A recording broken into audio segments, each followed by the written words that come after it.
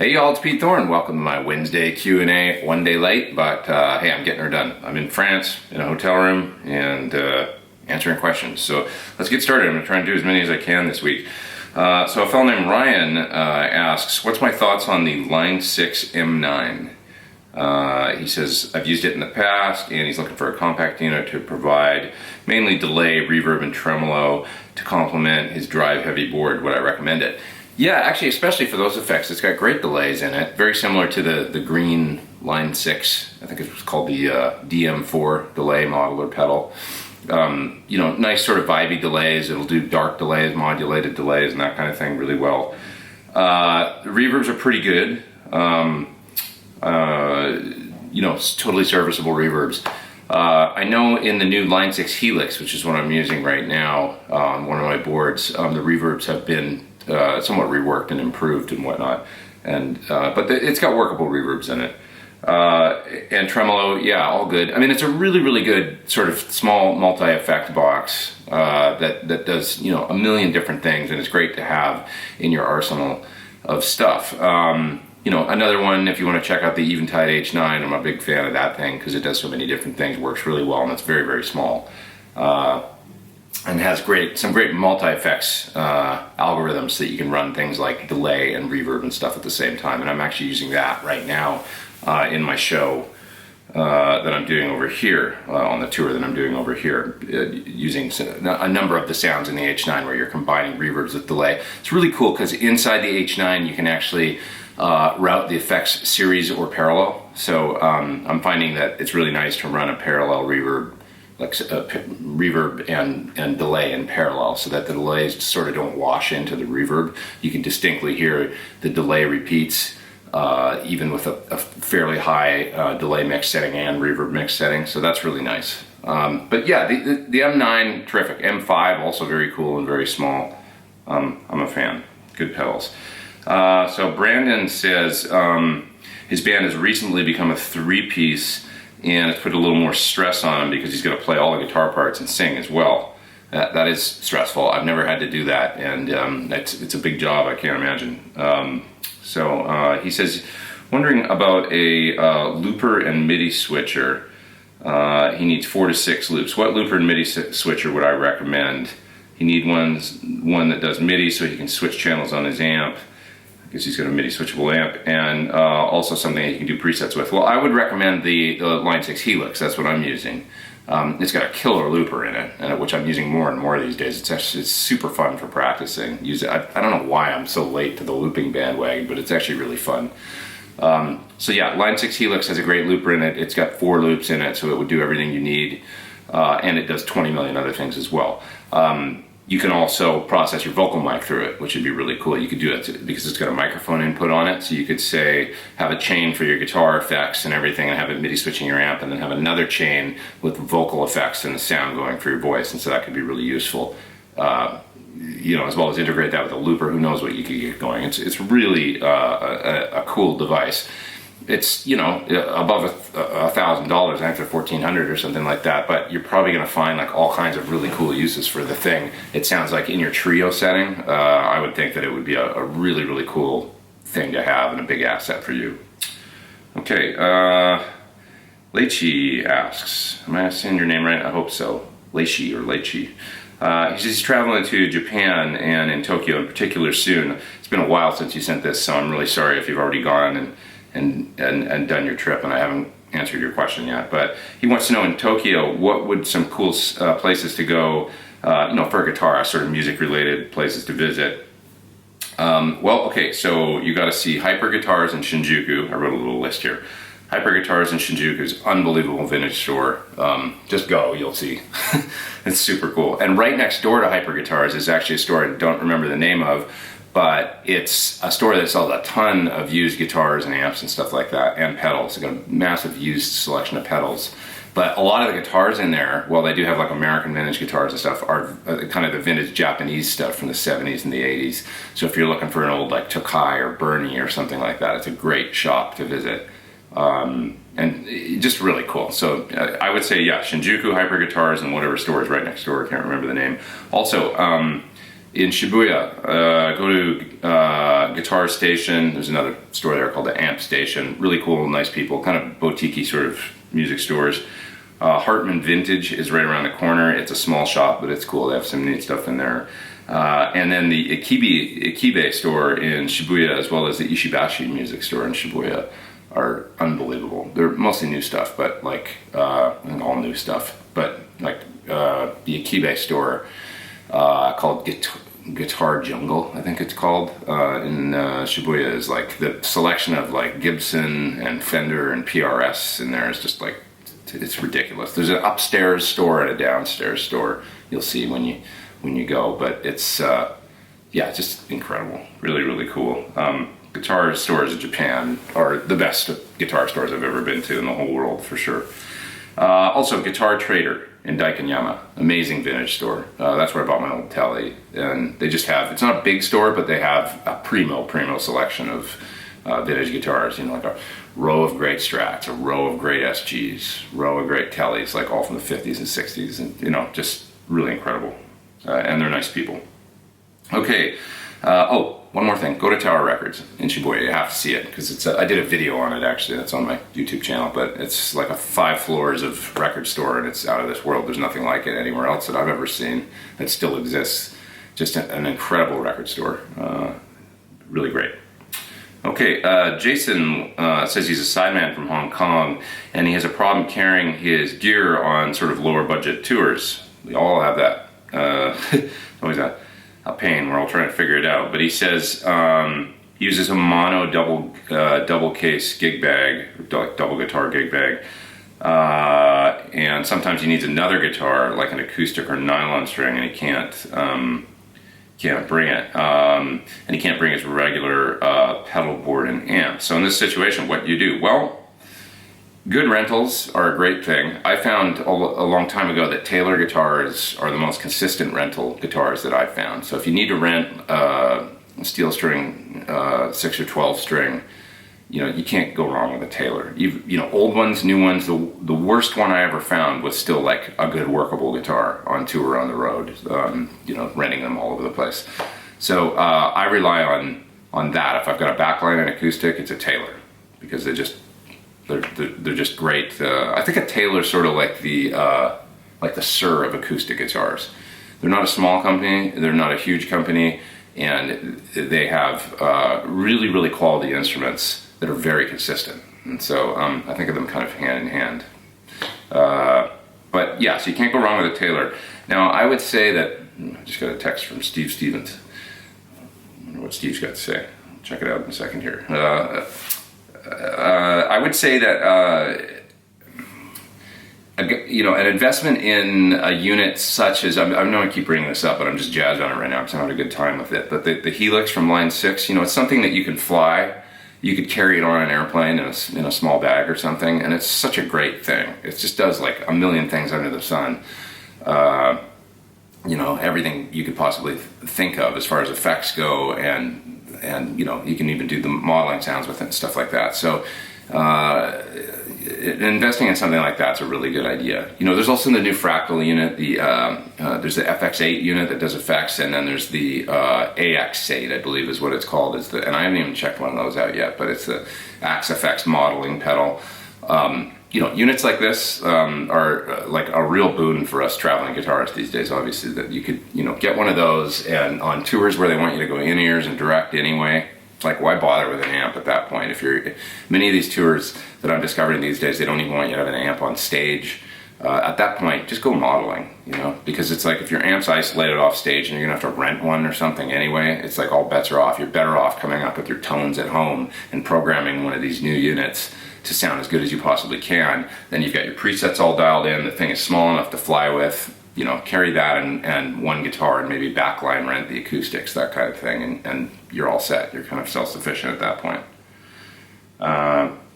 Okay, Charlie asks, which 3 guitarists most influenced my tone and playing, and which of their songs exemplifies that tone and playing? And he says, have a kick-ass day. You have a kick-ass day too, dude. I appreciate that. 3 guitarists. First, number 1, Pete Townsend. He was my first guitar influence. First song I ever learned on the guitar was "I Can't Explain" by The Who. So I would say that exemplifies Pete to me and the spirit, you know. I remember going to see The Who in 2001, and Entwistle was still alive and playing with them. And I walked in, I was a little late walking in, I was going to my seat when they started, and those first chords, and I just stopped, like in my tracks while I was walking to my seat. I was like, and I, you know, proceeded to be like mesmerized for the next 2 hours, because it was actually the, you know, first and only time I've seen The Who live. And I had maybe forgotten like what a big influence Pete was on my playing, just his attitude.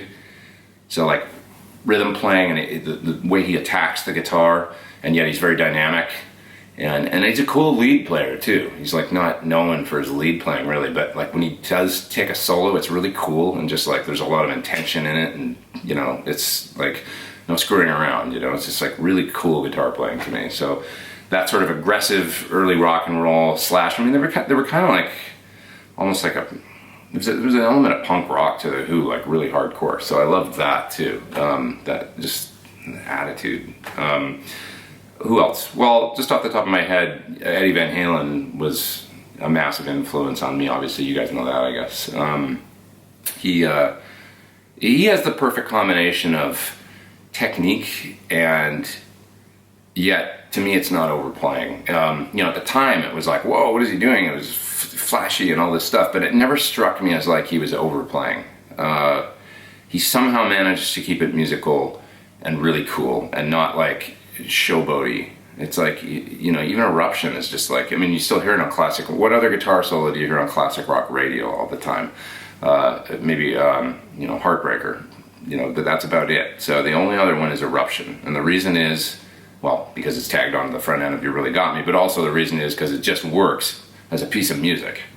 Anybody can listen to it. You don't have to be a guitar player or like a, you know, teenage boy or something to get into it and listen to it and enjoy it. It's just an incredible piece of music. So his guitar playing to me is, yeah, hugely influential, and I guess which song best exemplifies that is probably that one, Eruption.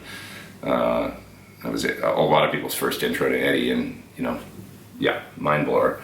Other than that, these days I'm going to say I'm going to pick two more. I'm going to pick Landau, because Landau is just like, I go see him now and I feel like it's like watching Hendrix or something.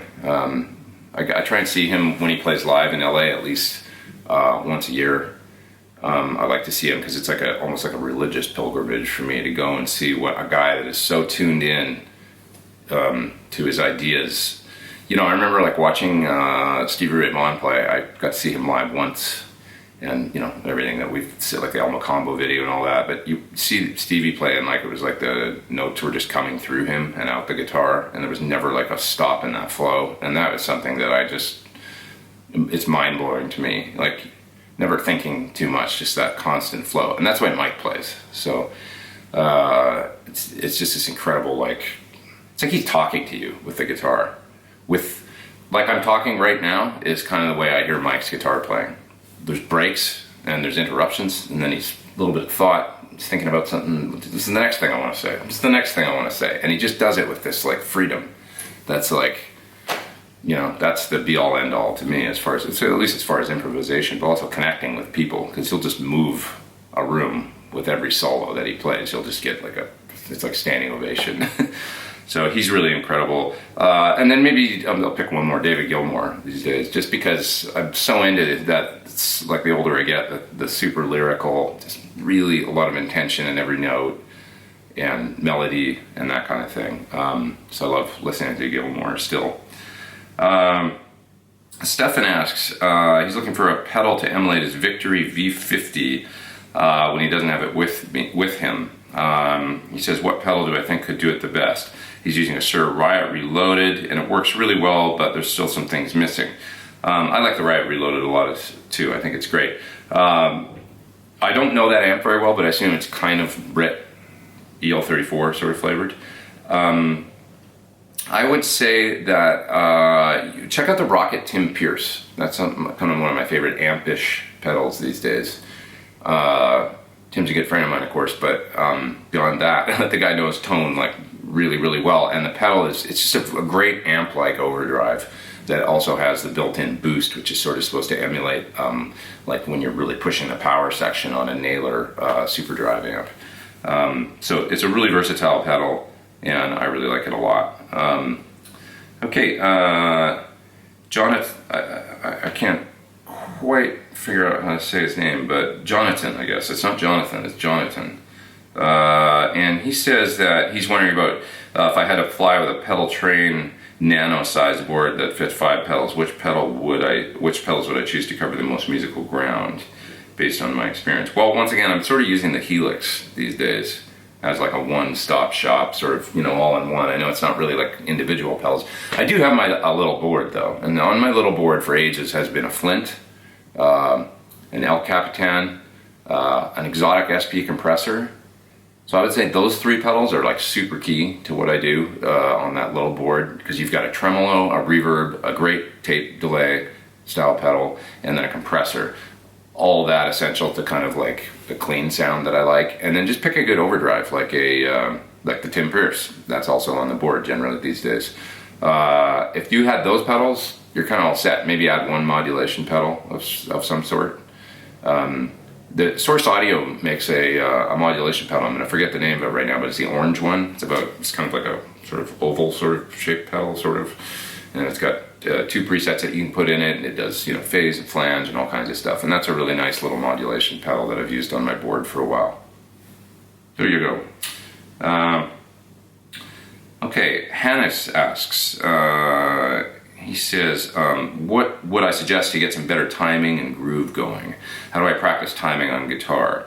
Well, just play along to some really groove-oriented music, like maybe learn some funk stuff, like you know, some Nile Rodgers or something like that, and then practice it with either a drum machine or a metronome, or also just practice playing straight 8th notes with a metronome. You know, just getting. I remember like wanting to sort of master time and feel like I could play like on top of the beat, in the center of the beat, and then behind the beat, and I sort of actively practiced that with a metronome or drum machine.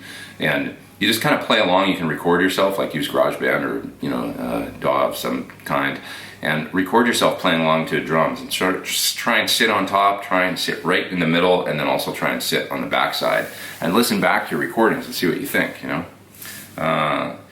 That's a really good thing to do. So, but basically playing with some sort of time source and actively paying attention to it is the only way to practice it, I would say.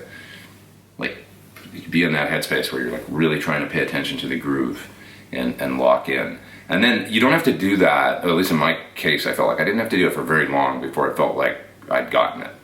At one point I wasn't so good at it, and my time was kind of loose, and then you know, I sort of worked on it for, you know, I don't know, like 6 months or something like that. I was actively thinking about it all the time. I was like, I don't have to think about this as much anymore now. I feel like I've kind of got it. And people compliment my time now, and I really appreciate that, because I think it's really important. So, yeah. Okay.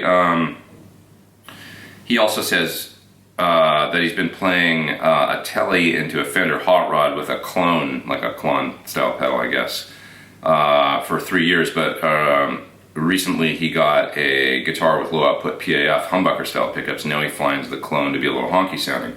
Well, those pedals, they'll tend to boost mids. They do have big fat mid range. So if you want something that doesn't have as much mids, then for an overdrive, I would say you need something with flatter mids with a Les Paul into a Fender style amp. Like maybe try the Tim Pierce, once again, is a great pedal for that. It doesn't really have a pronounced mid-range response. It's more like an overdrive channel on an amp.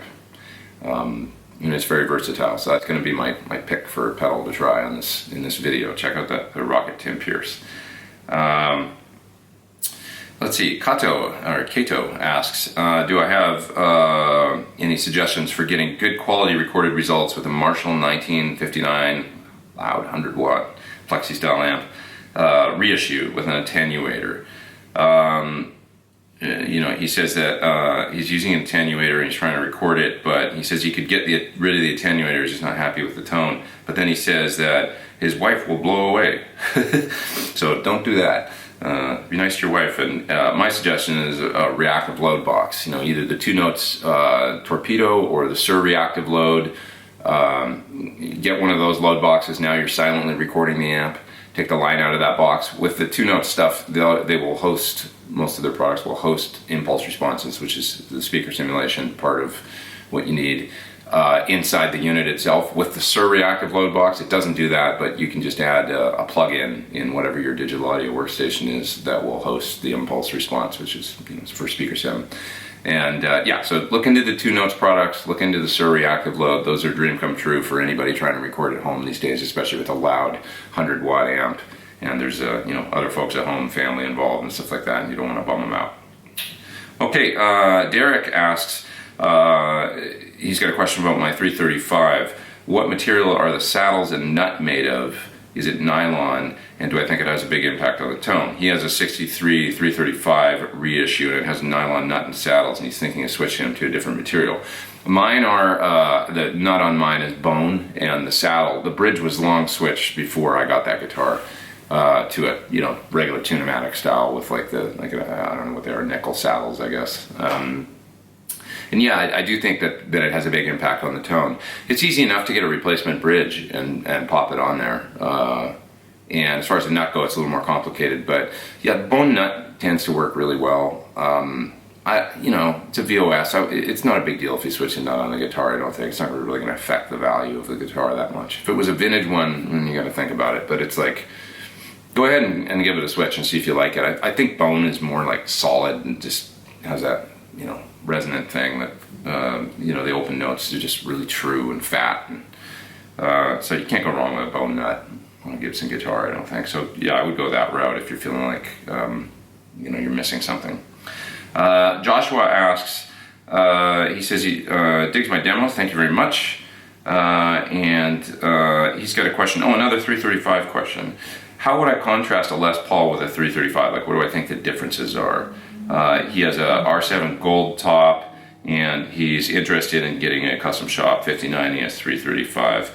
But he can only really afford one, so I guess that means he might have to sell the Les Paul to get the 335.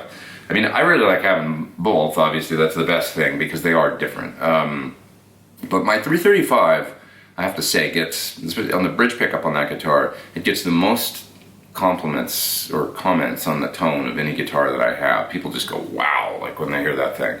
They just have this very like resonant, open quality, and like every note is big. I mean, there's some kind of acoustic component going on that translates through the pickups, like an aliveness that a Les Paul, no matter what, just sounds a little bit more compact or something, more focused. And then the 335 just has this like a bit of this semi-hollow thing, which is just translates as like character. I don't know how else to describe it. There's just like this airiness and sort of liveness to the guitar. So that's the main difference. It's really cool. It's once you play a good one, you go, oh god, like what have I been missing? This is really awesome. And it doesn't sound like anything else. It's just like it's got all that Gibson humbucking thing, and yet with this air and life to it, that's really special. But whether or not, you know, it can be your only guitar, I mean, they do sort of feed back on stage more, like there's that aspect, and which can be a good thing, you know. But it's just a different thing, and you know, sometimes you just want to play a Les Paul. You just want the feel of that, you know, that body shape and the look and the sort of mid-range balls they have and everything is just kind of what you're going for. And other times it's the right time to pick up the hollow body. So it's hard to say. But I wish you luck on looking for a good 335 if that's what you're after. All right, that's going to be it for this week. I'll get another one of these done next week, try and get it out on Wednesday. And hey, thanks for coming back and watching these videos. I really appreciate it. Hope you are all well out there in internet land. Take care. I'll see you soon. Over now.